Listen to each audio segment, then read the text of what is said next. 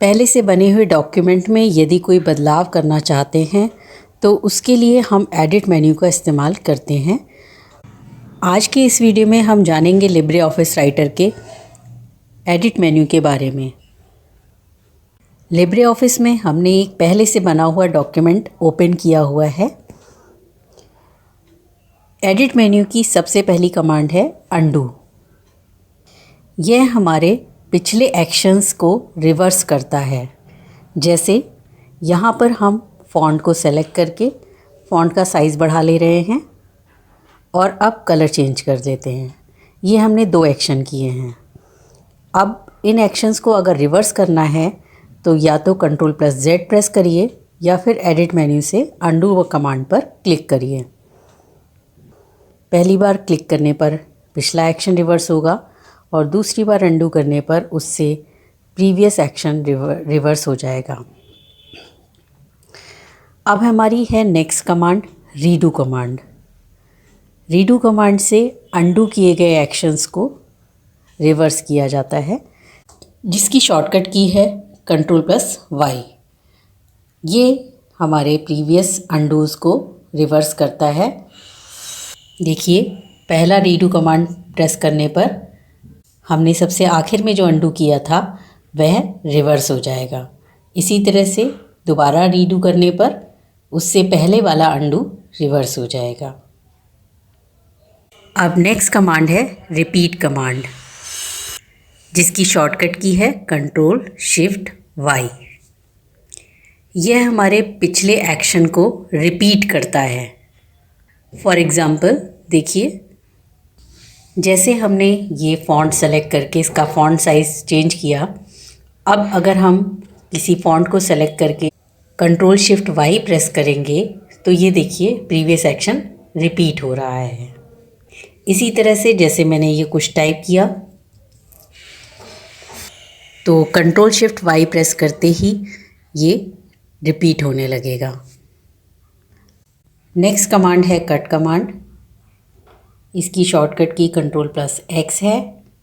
किसी ऑब्जेक्ट या टेक्स्ट को सेलेक्ट करके कट करने के बाद पेस्ट कमांड को यूज़ करके इसे एक लोकेशन से दूसरी लोकेशन पर मूव किया जा सकता है। फॉर एग्ज़ाम्पल ये देखिए, हमने इस पिक्चर को सेलेक्ट किया, यहाँ से इसे कट किया और नई लोकेशन पे जाकर कर्सर क्लिक करने के बाद अब हम इसे यहाँ पर पेस्ट कर देंगे, जिससे ये एक जगह से दूसरी जगह पर मूव हो जाएगा। अब हम कोई टेक्स्ट सेलेक्ट करते हैं और उसे सेलेक्ट करने के बाद कट करेंगे।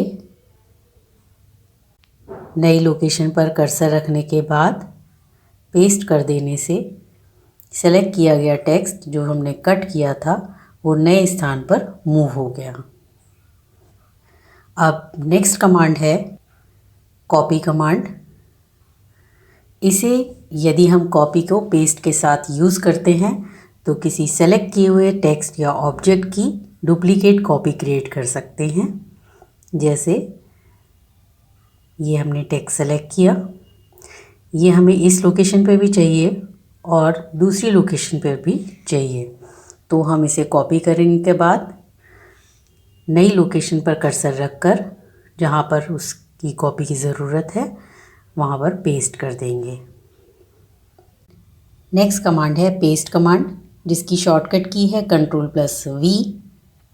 इसे हम कट और पेस्ट के साथ यूज़ कर चुके हैं। किसी भी कट किए हुए या कॉपी किए हुए ऑब्जेक्ट को नई लोकेशन पर पेस्ट करना पड़ता है, जिससे हम मूव या कॉपी ऑपरेशन को कंप्लीट करते हैं। अब एडिट मेन्यू की नेक्स्ट कमांड है पेस्ट स्पेशल। इसके सब मेन्यू में देखिए ऑप्शंस हैं पेस्ट अनफॉर्मेटेड टेक्स्ट, जिसकी शॉर्टकट की है Ctrl+Alt+Shift और V। जैसे हमने ये टेक्स्ट सेलेक्ट किया, इसको हमने कॉपी किया और अब पेस्ट अनफॉर्मेटेड टेक्स्ट से इसे पेस्ट करने पर ये देखिए डिफ़ॉल्ट फ़ॉन्ट में पेस्ट होगा, इसका फॉर्मेट कॉपी नहीं होगा। नेक्स्ट कमांड है पेस्ट स्पेशल, जिसकी शॉर्टकट की है Ctrl+Shift+V। इससे एक डायलॉग बॉक्स ओपन होगा जिससे कट या कॉपी किए हुए टेक्स्ट को डायलॉग बॉक्स में दिए गए फॉर्मेट के अकॉर्डिंग पेस्ट कर सकते हैं।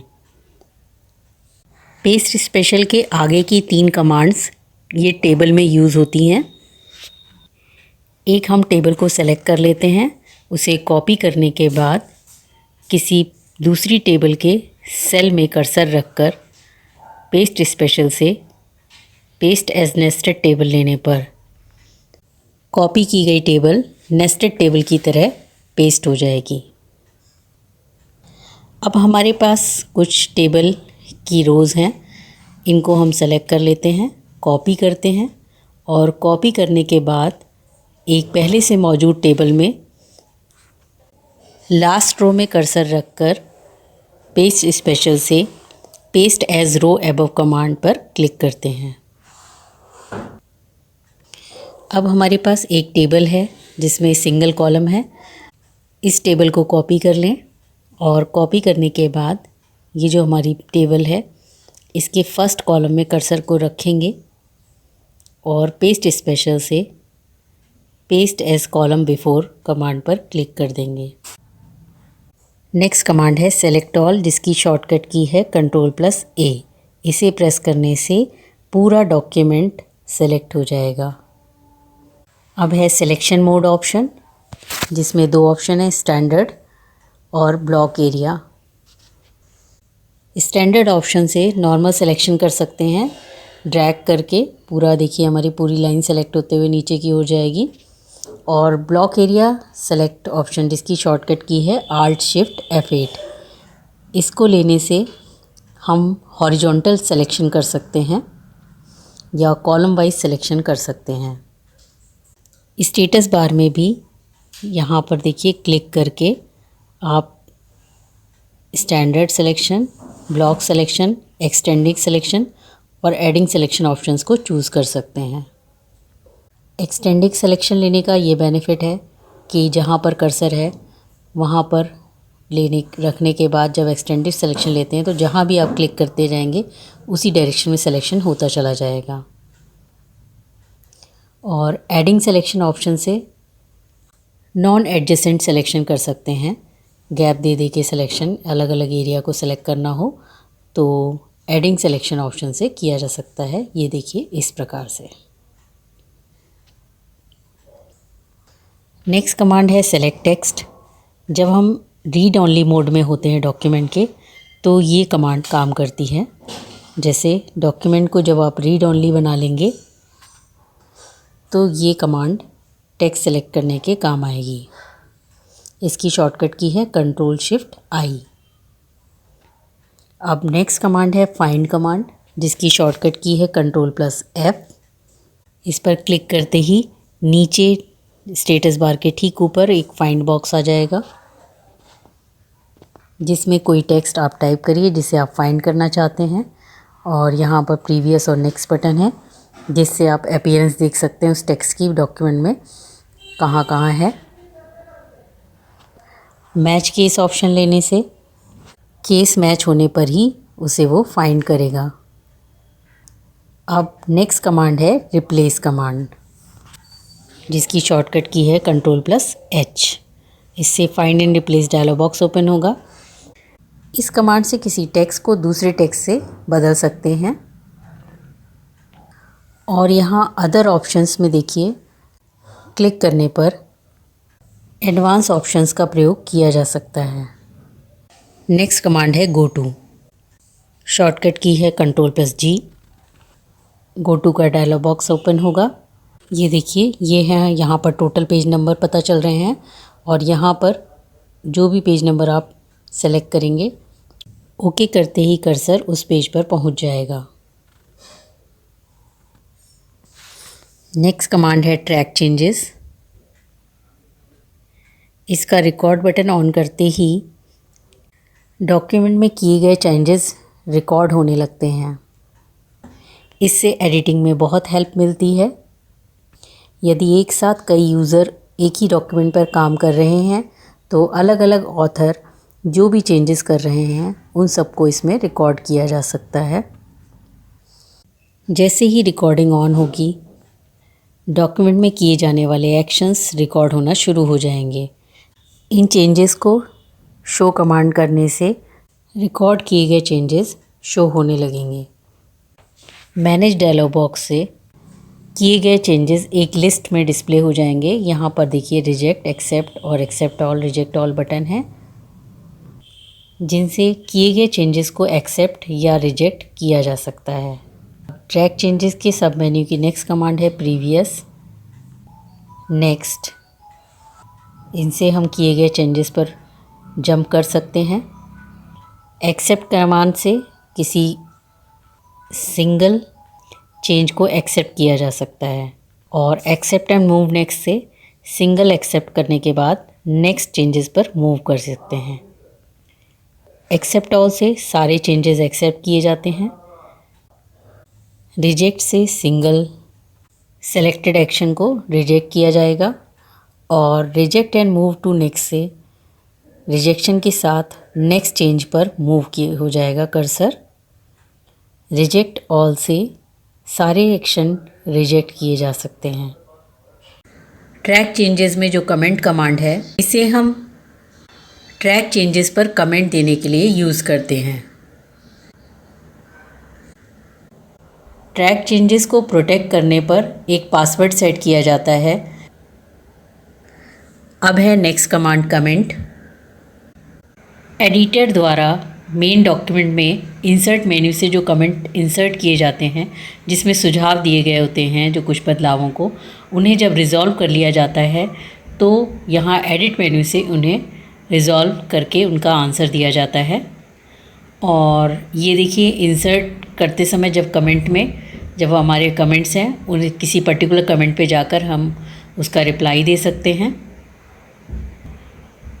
और उस रिप्लाई को भी यहाँ से रिज़ॉल्व किया जा सकता है। किसी विशेष कमेंट को डिलीट करने के लिए, या सारे कमेंट्स को यहाँ से डिलीट करने के लिए, या फिर किसी एक ऑथर द्वारा किए गए कमेंट्स को यहाँ से डिलीट किया जा सकता है। अब एडिट मेन्यू में है नीचे hyperlink, reference, field, external link, OLE objects. ये सब कमांड्स इनएक्टिव हैं क्योंकि डॉक्यूमेंट में कोई हाइपरलिंक, रेफरेंस या field, external link, OLE object मौजूद नहीं है। ये सब इंसर्ट कमांड के द्वारा इंसर्ट किए जाने के बाद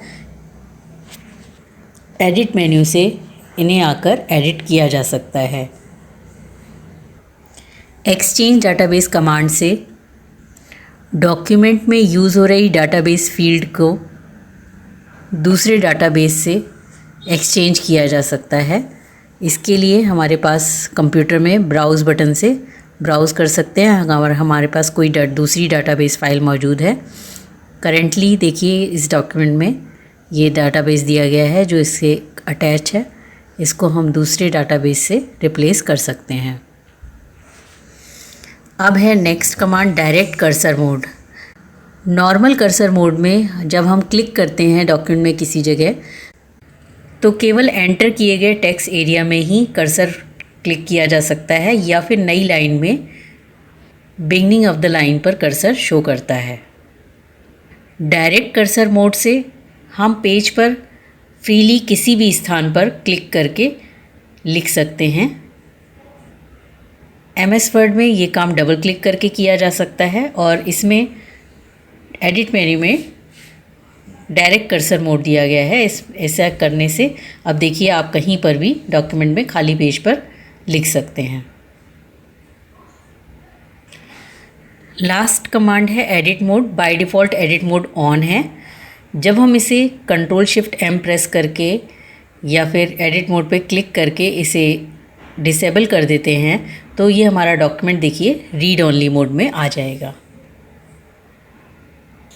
that's all about edit menu. Next video में देखेंगे व्यू मेन्यू के डिटेल्स। अगर वीडियो आपको पसंद आया हो तो प्लीज़ मेरे चैनल को लाइक करें, कमेंट करें और सब्सक्राइब करें। Thank you.